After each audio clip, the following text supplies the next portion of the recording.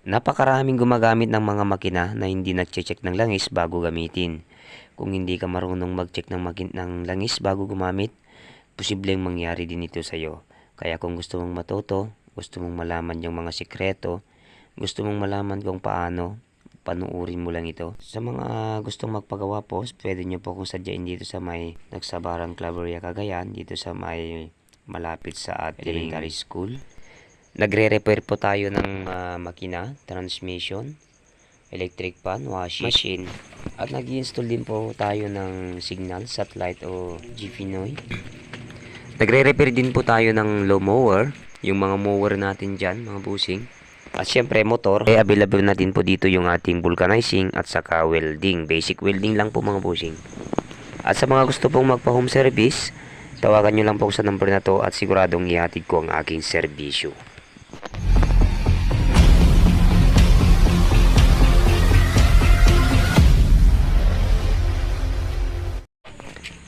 Briggs 12 horsepower diesel mga busing. Bale, kikwentahan ko muna kayo. Bale, ginagamit ito sa kanyang palayan at biglang huminto daw at hindi na napandar. So, inuwi, dinala dito at ayan nga, bubuksan natin yung kanyang loob para malaman natin yung kanyang sira. Bale, ang suspect ko dito ay segunyal. Pero yun nga, sa pagmemekaniko, mahirap ang nanghuhula. So, bubuksan natin para malaman natin talaga kung anong nangyari sa kanyang loob. Alisin lang natin itong kanyang crankcase dahil may video na tayo kung paano alisin yung kanyang top cylinder head. Naalis na natin itong kanyang crankcase. So, 100% nga mga busing, tama yung ating hinala. Itong kanyang segunyal na bali. At alam mo ba kung ano yung dahilan kung bakit nabali ito mga busing? Ay isa lang ang dahilan. Kulang yung ating langis na nilagay o natuyuan siya. Langis lang ang naging dahilan mga busing. So napaka-importante na kailangan mong i-check yung langis bago ka mag-operate. Dahil segunyal yung kanyang sira, kailangan natin siyang baklasin lahat. Alisin natin yung kanyang flywheel.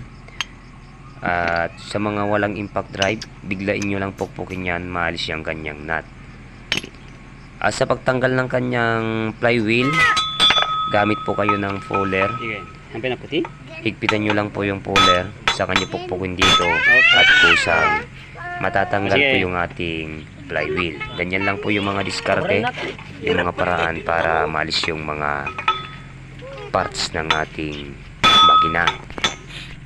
Napakakapal tong ating segunyal mga busing, pero nababali pa rin to kung kulang yung ating langis. So, kailangan natin i-check lagi. Ito yung mga parts na alis na natin yung kanyang flywheel mga busing. Kailangan lang natin itong linisin ng mabuti bago natin ibalik yung mga ating inalis. At ito yung ating segunyal na nabali. Balik ko na tayo ng parts sa ibang makina, sa mga stock natin. Kuha tayo sa 12 horsepower na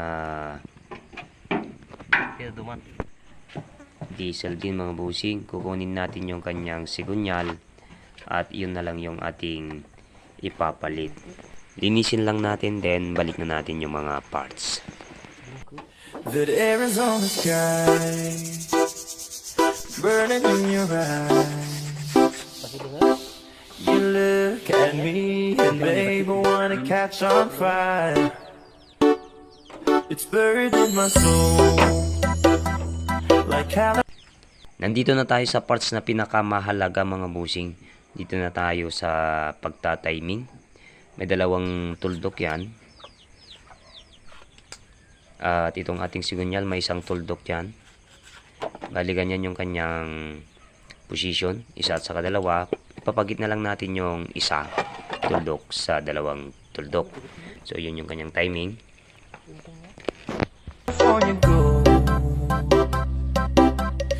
Found the light in me that I couldn't find. So I know you're good, but I can't find the words. Every time we say goodbye, baby, it hurts. When the sun goes down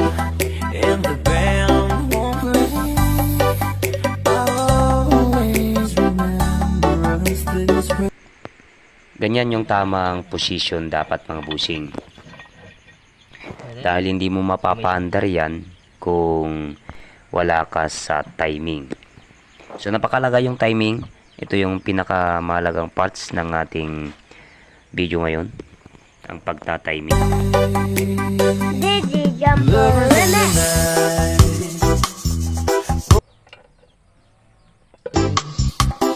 night. We don't know how to rhyme, but then we try. But all I really know, you're where I wanna go. Be the part of me that you will never try.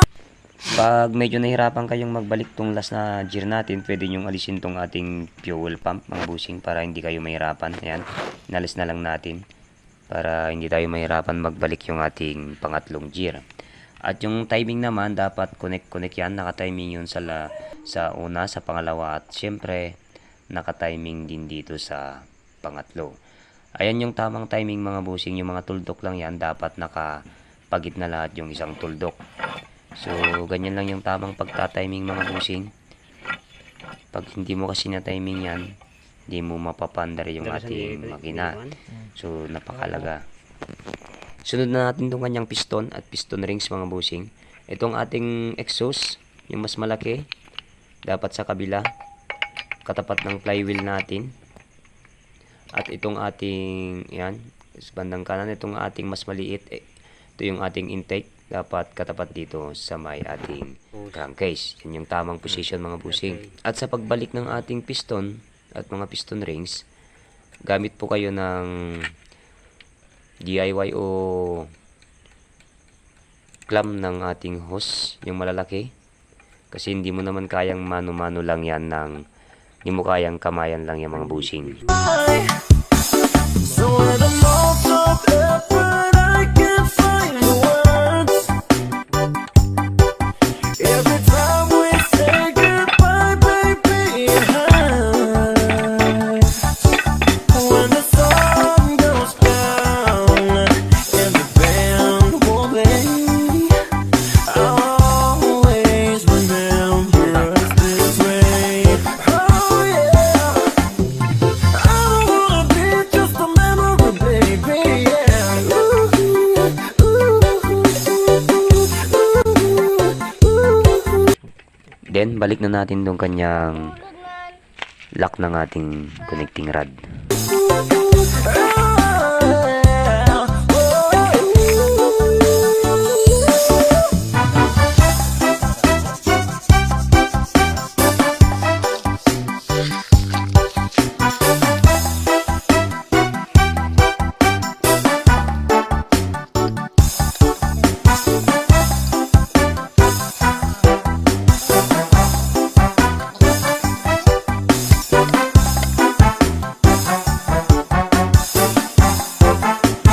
Digi Jumbo Remix. Lost of effort, I can't find the words. Every time we say goodbye, baby, it hurts. When the sun goes down and the band won't play, I'll always remember. Naibalik na po natin yung mga dapat ibalik mga busing. Kailangan na natin siyang pandarin, itest. Sa pag-blade po, may video na po tayo dyan. Panoorin nyo lang po sa mga ibang videos natin. Pasensya na po kayo sa ating boses kasi pinilit lang natin mag-upload ng video ngayon. Dahil sinisipon tayo. Trangkaso. Okay, nibalik na natin. Kailangan na natin siyang itest.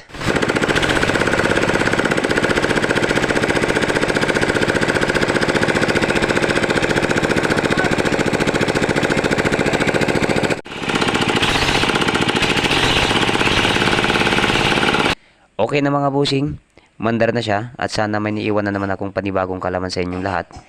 At kung hindi ka pa nakasubscribe, inaanyayan kitang mag-subscribe dyan sa baba. At maraming salamat sa inyong panonood. At salamat and God bless mga busing.